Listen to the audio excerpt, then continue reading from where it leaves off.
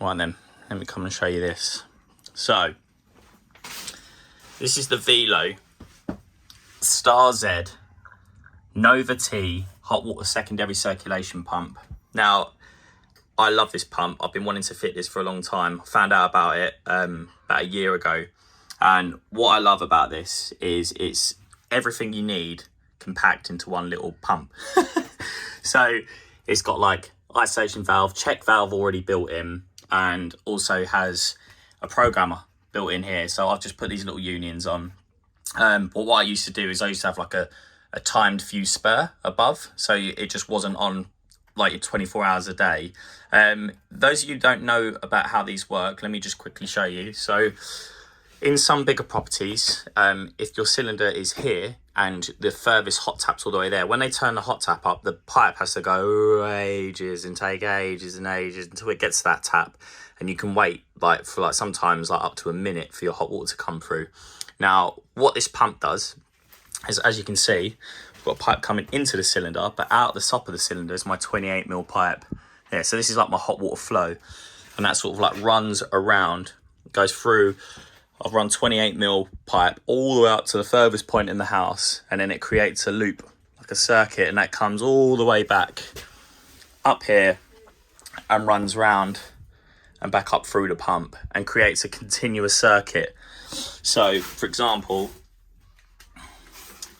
what we've done essentially is, instead of the hot water getting from here and you're waiting ages and ages and ages and ages and ages all the way to this tap over here, we've created a circuit that goes back into your cylinder, and then that circuit is always drawn around by the little pump. So you've got a little pump like that, so that's always circulating.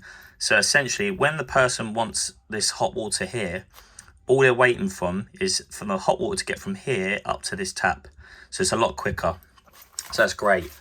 Now, what I love about this pump is simply the programmer that's on it. Now, I know that clock's out as well, so I'm going to reset that. It's actually 10 past.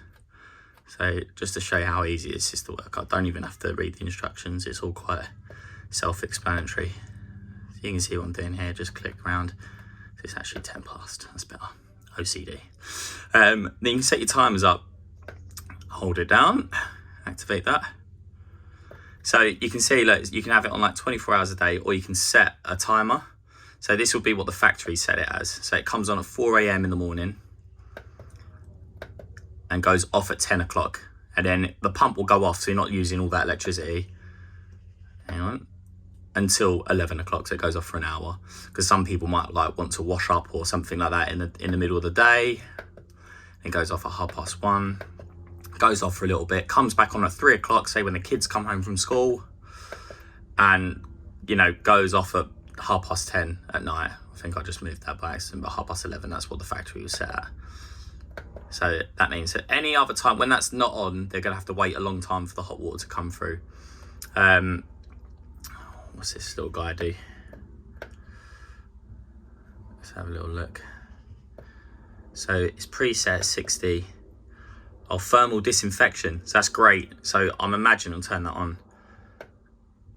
So I'm guessing that if it detects that this cylinder's getting warm, because if hot water's not stored at 60 degrees, you can get Legionella disease. So all the bacteria grow. So maybe that pump will turn it on, keep it from being stagnant, and keep that moving if it detects that, which is good. And then I think that's back to the main menu, which has just told us all of our settings there. So that's great. So yeah, it's a nice unit. Very happy. But yeah, it's awesome. So hopefully that explains a few things.